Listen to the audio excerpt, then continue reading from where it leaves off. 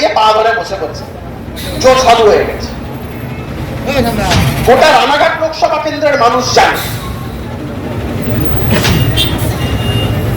BJP প্রার্থীর বিপরীতে যিনি প্রার্থী এই মুহূর্তে তৃণমূল কংগ্রেসের, তিনি এখনো অব্দি ভারতীয় জনতা পার্টির নির্বাচিত বিধায়ক। বিধানসভাতে তার নামের পাশে ভারতীয় জনতা পার্টির বিধায়ক বলে লেখা আছে। এত শিক্ষিত, ডাক্তারি করা, এত কথা, এত বড় বড় লেকচার, যদি হিম্মত হতো এমএলএ সিট থেকে পদত্যাগ করে গিয়ে তৃণমূল কংগ্রেসে জয়েন করা উচিত ছিল। মানুষের সেন্টিমেন্টের সাথে ছিনিমিনি খেলার কেউ অধিকার দেয়নি। ওই ভোটটা ওই বধূ নির্যাতনকারীকে দেখে মানুষ দেয়নি, পদ্ম ফুল চিহ্নটাকে দেখে দিয়েছিল, নরেন্দ্র মোদীকে দেখে দিয়েছিল। পশ্চিমবঙ্গ বিধানসভার স্পিকারের অবস্থা হয়েছে সেই রকম। আমি এর আগে বলেছিলাম, আমাকে বাড়িতে এত বড় একটা প্রিভিলেজ মোশনের নোটিশ পাঠিয়েছিল, আমার কিছু এসে যায়, 3-4টে জবাব দিয়েছি, তারপরে আর কিছু ডাকারই সাহসই পাই। আপনারা সবাই একটা সিনেমা ছিল রবি ঘোষের ধন্যিমে, দেখেছেন নিশ্চয়ই। ওই ধন্যিমে সিনেমাটায় একটা সিন ছিল, একটা গোল হয়েছে, গোল হওয়ার পরে রবি ঘোষ ছিল রেফারি। সে গোল দেব কি দেব না তার জন্য জমিদারের দিকে তাকিয়ে, যে স্পিকারের অবস্থা হয়েছে তাই। যতক্ষণ না অব্দি অনুপ্রেরণার তরফ থেকে কোন রকম কোন মন্তব্য আসছে উনি কোন সিদ্ধান্ত নিতে পারেন।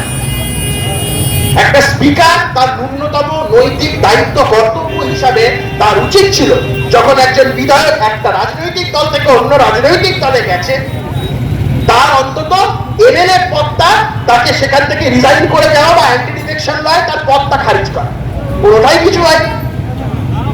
একটার পর একটা নিদান আছে, মুকুটমণি অধিকারী থেকে শুরু করে কৃষ্ণ কল্যাণী থেকে শুরু করে সমস্ত জায়গায় নিদান আছে।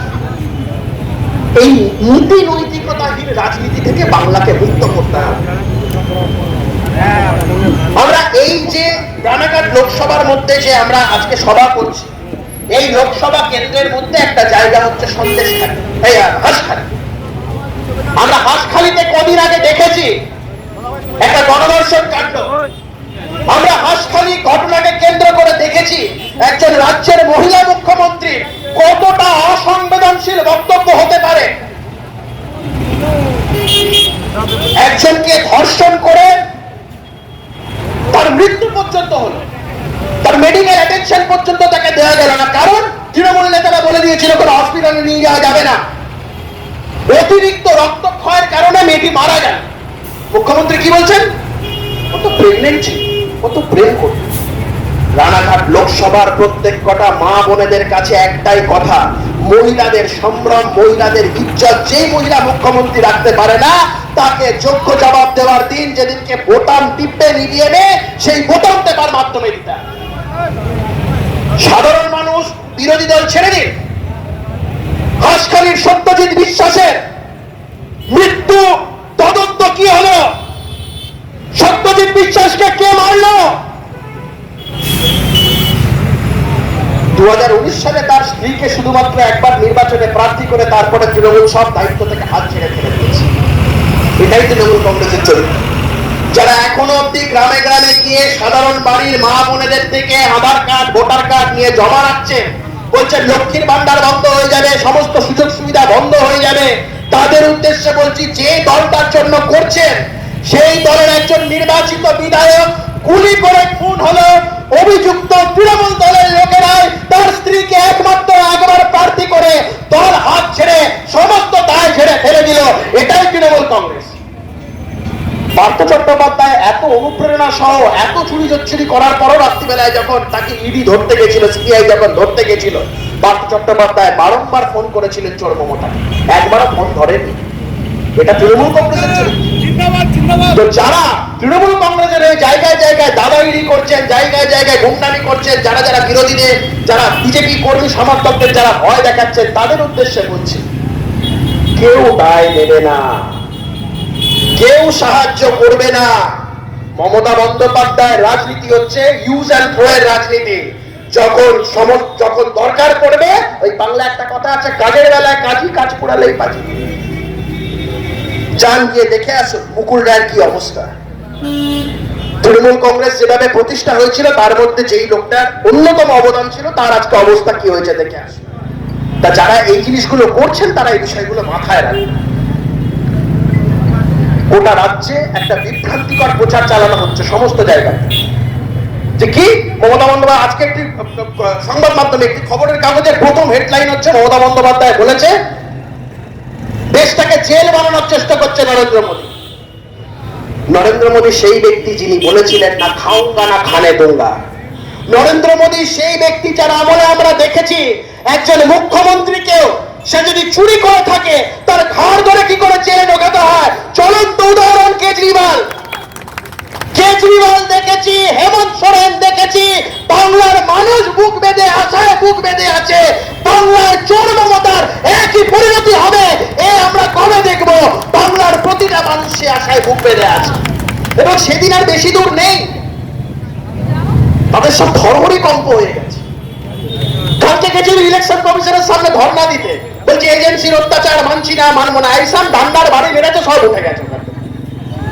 এটা বাংলা নয়, এখানে মানুষের ন্যায্য দাবি দাবা নিয়ে কথা বলার জন্য মানুষকে আন্দোলন করতে দেওয়া হয় না।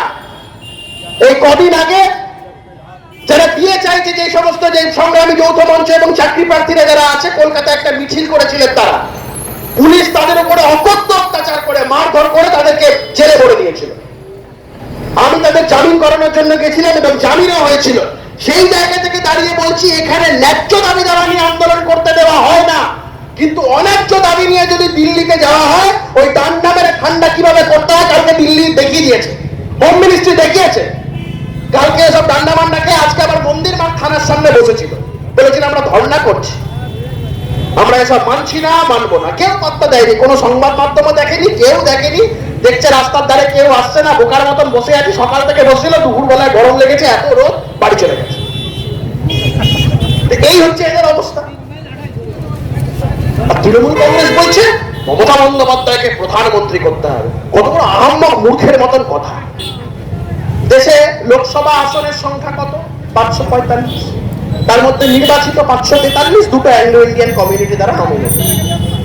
543টা সিটের মধ্যে তৃণমূল কটা সিটে লড়ছে? 45টা সিটে লড়ছে। 45টা সিটে লড়ে তৃণমূল কংগ্রেস স্বপ্ন দেখছে মমতা বন্দ্যোপাধ্যায় মুখ্যমন্ত্রী হবে। আমি বলছি হবে, যেদিন গরুর গাড়িতে হেডলাইট হবে সেদিনকে মুখ্যমন্ত্রী এই রাজ্যের, তিনি দেশের প্রধানমন্ত্রী হবে। যেদিনকে স্যান্ডোগঞ্জের বুক প্রকট হবে সেদিনকে মুখ্যমন্ত্রী দেশের প্রধানমন্ত্রী হবে। এটা বিভ্রান্তিমূলক পরিস্থিতি তৈরি করতে Only চাইছে। 50 meters from Palpara railway station and 1.5 kilometer from National Highway, Palishuri Supermarket Complex, the largest market complex in Noida district. 1, 2, 3, 4 BHK flats starting from 11.99 lakhs. Instant bank loan. Book now. Nadia জেলার সবথেকে বড় builders চাকদার মা Manasa builders, rod ও সিমেন্টের পাইকারি ও খুচরো বিক্রেতা। মা Manasa builders, Padmabila, Chakdah, Nadia. Rod কেনাকাটায় থাকছে ডিসকাউন্ট অফার। মা মনসা বিল্ডার্স। নদিয়ার সবথেকে বড় English medium school JRS public school, প্রায় 35 বিঘা জমির ওপর গড়ে উঠেছে বিশাল ক্যাম্পাস। নার্সারি থেকে শুরু করে উচ্চ মাধ্যমিক, ITI college, law college, BEd college, ভর্তি চলছে। JRS Public. আপনি কোথায় ইনভেস্ট করবেন, কেন করবেন বুঝতে পারছেন না তো? সঠিক গাইডলাইন পেতে আজই আসুন নদিয়ার চাকদাতে নিবেদিতা প্রাইভেট লিমিটেডে। Nivedita private limited, marketing and distribution service. Balcony বা সিঁড়ির রেলিং, মডিউলার কিচেন বা ড্রয়িং রুম, এক কথায় আপনার স্বপ্নের বাড়িকে করে তুলুন আরো সুন্দর। Chakdah ply centre, gorgeous look বা কোয়ালিটি সবে 3 নম্বর 1 Chakdah ply centre. Chakdah ply centre, KBM, Chakdah, Nadia. হোমওয়ার্কটা করেছো? হ্যাঁ স্যার। এ বাবা, ভুল করেছো কেন? চোখে কেমন ঝাপসা দেখছি, লিখতে আর পড়তে খুব সমস্যা হচ্ছে। চাকদার মডার্ন অপটিক্স থেকে ভালো চোখের ডাক্তার দেখিয়ে নাও। প্রতিদিন প্রকৃত চোখের ডাক্তার ও দৃষ্টি বিশেষজ্ঞ মডার্ন অপটিক্স চাকদহে। স্যামসাং, জিও,